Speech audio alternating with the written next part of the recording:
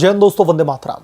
उत्तर प्रदेश के बरेली में सितंबर के महीने में हुई हिंसा के एक मामले में इलाहाबाद हाई कोर्ट ने हाल ही में एक साहसिक और दूरगामी फैसला सुना दिया है। जस्टिस अरुण कुमार सिंह देशवाल की बेंच ने आरोपी रेहान की जमानत याचिका को सिरे से खारिज करते हुए गुस्ताखे नबी की एक ही सजा, सर तन से जुदा जैसे नारों को भारत की संप्रभुता, एकता और अखंडता पर सीधा हमला बताया है। और इस फैसले ने भारतीय जनता पार्टी की नेता नुपुर शर्मा के पुराने घावों को कुरेद दिया है। कोर्ट ने स्पष्ट तौर पर कहा है कि यह नारा कानून के शासन को चुनौती देता है, सशस्त्र विद्रोह भड़काता है और इस्लाम की बुनियादी शिक्षाओं के भी खिलाफ में है। दोस्तों, यह फैसला न केवल वर्तमान मामले के लिए महत्वपूर्ण है, बल्कि साल 2022 के नुपुर शर्मा विवाद के पुराने जख्मों को फिर से कुरेदता है, जब पूरे देश में इसी तरीके के नारे, हिंसा और धमकियां दी गई थी। मामला सितंबर 2025 का है, जब इत्तेहाद मिल्लत काउंसिल का अध्यक्ष मौलाना तौकीर रजा के उकसावे पर आई लव मोहम्मद जुलूस निकालने की कोशिश की गई थी। प्रशासन ने धारा 144 लागू होने के कारण अनुमति नहीं दी, लेकिन फिर भी तकरीबन 500 लोगों की भीड़ ने जुलूस को निकाला। भीड़ ने सरतम से जुदा के नारे लगाए, पुलिस पर पथराव किया, पेट्रोल बम से हमला किया गया, गोलीबारी की गई और कई पुलिसकर्मियों को घायल भी किया। सार्वजनिक और निजी संपत्ति को नुकसान पहुंचाया गया। आरोपी रेहान इसी अवैध भीड़ का हिस्सा था। जमानत याचिका खारिज करते हुए हाईकोर्ट ने कहा कि यह नारा नबी का अनादर करने पर सिर कलम करने की सजा देने का आह्वान करता है, जो भारत की संप्रभुता और कानूनी व्यवस्था को सीधे तौर पर चुनौती देता है। यह भारतीय संविधान के लोकतांत्रिक सिद्धांतों के खिलाफ में है। कोर्ट ने दोस्तों आगे कहा कि यह नारा कुरान या फिर किसी इस्लामी ग्रंथ में नहीं मिलता, बल्कि पाकिस्तान में खादिम हुसैन रिजवी जैसे कट्टरपंथियों ने इसे लोकप्रिय बनाया और भारत में कुछ लोग इसे अन्य धर्मों को धमकाने के लिए इस्तेमाल करते हैं। पैगंबर मोहम्मद ने भी अपमान करने वालों के प्रति दया दिखाई थी, ना कि हिंसा का आह्वान किया था। नुपुर शर्मा का मामला तो आपको याद ही होगा। पैगंबर मोहम्मद को लेकर के उन्होंने एक टीवी डिबेट में टिप्पणी की थी। उसके बाद में इस तरीके के नारों का इस्तेमाल करके कैसे कत्लेआम मचाया गया था देश के अलग अलग हिस्सों में, वो किसी से छिपा नहीं है। कोर्ट ने अन्य धार्मिक नारों जैसे कि जय श्री राम, हर हर महादेव या फिर अल्लाहू अकबर की तुलना करते हुए कहा कि ये नारे अपने आप में अपराध नहीं, जब तक इन्हें दूसरे धर्मों को डराने के लिए इस्तेमाल न किया जाए, लेकिन सरतम से जुदा सीधे मौत की धमकी है, जो भारतीय न्याय संहिता की धारा 152 के तहत दंडनीय है। दोस्तों, यह फैसला साल 2022 के नुपुर शर्मा विवाद की याद दिलाता है। नुपुर शर्मा ने एक टीवी डिबेट में पैगंबर मोहम्मद पर टिप्पणी की थी, जिसके बाद में पूरे देश में हिंसा भड़क उठी थी। कानपुर, रांची, प्रयागराज, हैदराबाद सहित कई शहरों में सरतन से जुदा के नारे लगे थे। हत्याओं की धमकियां दी गई थी। उदयपुर में तो कन्हैया लाल की निर्मम हत्या कर दी गई थी। नुपुर शर्मा को जान से मारने की धमकियां मिली, उन्हें सुरक्षा दी गई और उस सुरक्षा के दौरान भी उस समय सुप्रीम कोर्ट में नुपुर शर्मा की याचिका पर सुनवाई की गई। जस्टिस सूर्यकांत की बेंच ने नुपुर को कड़ी फटकार लगाई थी और कहा था कि उनकी ढीली जुबान ने पूरे देश को आग लगा दी है। तो उस समय जस्टिस सूर्यकांत को भी कई सारी आलोचनाओं का सामना करना पड़ा था कि गुस्ताखे नबी की एक ही सजा, सर तन से जुदा वाली जो गैंग है, उस पर तो कोर्ट कोई टिप्पणी नहीं कर रहा। नुपुर शर्मा को ही कटघरे में खड़ा कर दिया। उन्हें पूरे राष्ट्र से माफी मांगनी चाहिए, कोर्ट ने ऐसा कहा था। लेकिन उन नारों और हिंसा पर कोर्ट ने कोई भी सख्त टिप्पणी नहीं की, बल्कि नुपुर शर्मा पर ही जिम्मेदारी डाल दी गई। कई लोग इसे दोहरा मापदंड मानते हैं। एक तरफ अभिव्यक्ति की आजादी पर टिप्पणी करने वाली को फटकार, दूसरी तरफ मौत की धमकी देने वालों पर चुप्पी। अब दोस्तों, इलाहाबाद हाई कोर्ट का यह फैसला उन तमाम सवालों को फिर से उठा रहा है। क्या यह नुपुर शर्मा को अप्रत्यक्ष रूप से न्याय मिला है? क्योंकि कोर्ट ने स्पष्ट कर दिया है कि ऐसे नारे राष्ट्रद्रोह के अंडर आते हैं, कानून की अवमानना है ऐसे नारे। साल 2022 में अगर ऐसी ही सख्ती दिखाई जाती तो शायद कई हिंसा की घटनाएं रुक जाती और हो सकता है कन्हैया लाल को भी बचाया जा सकता था।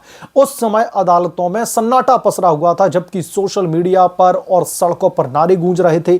कुछ मामले में तो ऐसे नारे वालों को क्लीन चिट भी दे दी गई। यह फैसला दिखाता है कि न्यायपालिका अब ऐसे कट्टरपंथी नारों के खिलाफ में सख्त रुख अपना रही है और ये न केवल नुपुर शर्मा के लिए बल्कि उन सभी लोगों के लिए राहत की बात है जो अभिव्यक्ति की आजादी के नाम पर धमकियां झेल रहे हैं। इस फैसले की सोशल मीडिया पर खूब सराहना की जा रही है। लोग कह रहे हैं कि आखिरकार न्यायपालिका ने साहस दिखाया, कई लोग इसे नुपुर शर्मा की नैतिक जीत भी बता रहे हैं, लेकिन यह जीत और भी तब अच्छी होती जब उस समय जस्टिस सूर्यकांत सुप्रीम कोर्ट में जज थे, नुपुर शर्मा के मामले की सुनवाई कर रहे थे। उस समय भी अगर वो इस तरीके के नारों पर टीका टिप्पणी करते।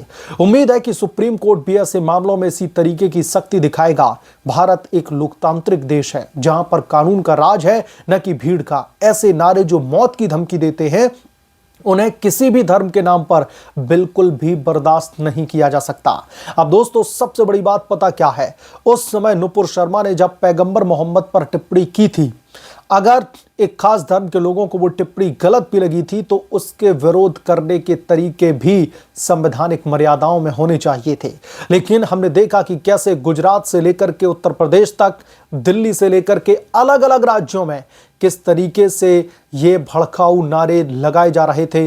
नुपुर शर्मा को चारों तरफ से थ्रेट किया जा रहा था, उनके परिवार वालों को धमकियां दी जा रही थी, उन्हें भी जान से मारने की धमकियां दी जा रही थी और उस समय फिर उन्हें सिक्योरिटी प्रोवाइड की गई थी। लेकिन कन्हैया लाल ने अपनी जान को गंवा दिया था। यहां पर समझने वाली बात यह है कि अगर उस समय भी कोर्ट की तरफ से ऐसी ही सख्ती अपनाई जाती, अगर कोर्ट की तरफ से सर तन से जुदा वाली गैंग के ऊपर सख्त कार्रवाई की जाती, जैसे कि इलाहाबाद हाई कोर्ट ने तौकीर रजा के मामले में रेहान को जमानत से इनकार कर दिया है, जमानत देने से इनकार कर दिया, उसे जेल में ही रहने का फरमान जारी किया है, तो उस समय अगर सर तन से जुदा वाली गैंग के खिलाफ में ये आदेश अगर कोई पारित होता, अगर जज साहब इसको सीरियसली लेते, तो यकीनन तौर पर हो सकता है कि आज कन्हैया लाल हमारे बीच में जिंदा होता, उसकी हत्या नहीं की गई होती निर्मम तरीके से। लेकिन इलाहाबाद हाई कोर्ट के इस फैसले को लोग अब नुपुर शर्मा के उस मामले से रिलेट करके देख रहे हैं, क्योंकि वो मामला भी लगभग इसी तरीके का था। वहां पर भी इसी तरीके के जो है नारों का इस्तेमाल किया जा रहा था, जो सीधे तौर पर भारत की संप्रभुता, भारत की अखंडता पर एक बहुत बड़ा कुठाराघात था। उन नारों के खिलाफ में उस समय अगर कोर्ट ने तेजी दिखाई होती तो यकीनन तौर पर हो सकता है कि बरेली में जिस तरीके की घटना को अंजाम दिया गया, शायद वो घटना भी नहीं होती, क्योंकि कई बार कोर्ट की तरफ से की गई सही चीज पर टिप्पणी बहुत बड़े पैमाने पर जमीनी तौर पर बदलाव लेकर के आती है। लेकिन उस समय नुपुर शर्मा को ही कटघरे में खड़ा कर दिया गया। नुपुर शर्मा को ही भला बुरा कहा जाने लगा, कोर्ट की तरफ से उन्हें नसीहतें देनी जाने लगी, जो है चुनौती तक उनको दे दी गई और उनके खिलाफ में उस समय के जो जस्टिस सूर्यकांत थे, जो मौजूदा अभी सीजेआई बन चुके हैं, उन्होंने भी कंट्रोवर्शियल स्टेटमेंट नुपुर शर्मा को लेकर के दे दिया था कि आपकी ढीली जुबान की वजह से ये सब कुछ हुआ। और उस समय उन्हें इन तमाम आलोचनाओं का सामना करना पड़ा था कि आप उसी केस से रिलेटेड वर्डिक्ट दीजिए, आप उसी केस पर स्टिक रहिए, इधर उधर की बात मत करिए। तब कई सारे पूर्व न्यायाधीशों ने भी जो है इस बात को लेकर के आपत्ति व्यक्त की थी, इस बात को लेकर के उन्होंने कई सारे बयान जारी किए थे कि सुप्रीम कोर्ट में जो कुछ भी चल रहा है, सुप्रीम कोर्ट ने जो भी टीका टिप्पणी की है नुपुर शर्मा के मामले पर, यह बिल्कुल भी ठीक नहीं है। तो अब इलाहाबाद हाई कोर्ट के इस फैसले को लोग नुपुर शर्मा की एक तरीके से विक्ट्री के तौर पर देख रहे हैं कि सर तन से जुदा वाली गैंग के खिलाफ में इलाहाबाद हाई कोर्ट की तरफ से यह न सिर्फ फैसला आना, बल्कि सीधे सीधे एक बड़ी टिप्पणी इस पर करना कि ये कैसे एक नारा किसी को जान से मारने की जो है धमकी नहीं, बल्कि जान से मारने का ही एक तरीके से कृत्य है, ये इस तरीके का नारा है। और इलाहाबाद हाई कोर्ट के इस फैसले की अब जमकर सराहना की जा रही है। बहरहाल इस पूरे के पूरे मामले को लेकर के आप क्या सोचते हैं, आपकी क्या राय है, हमें कमेंट करके जरूर बताएं।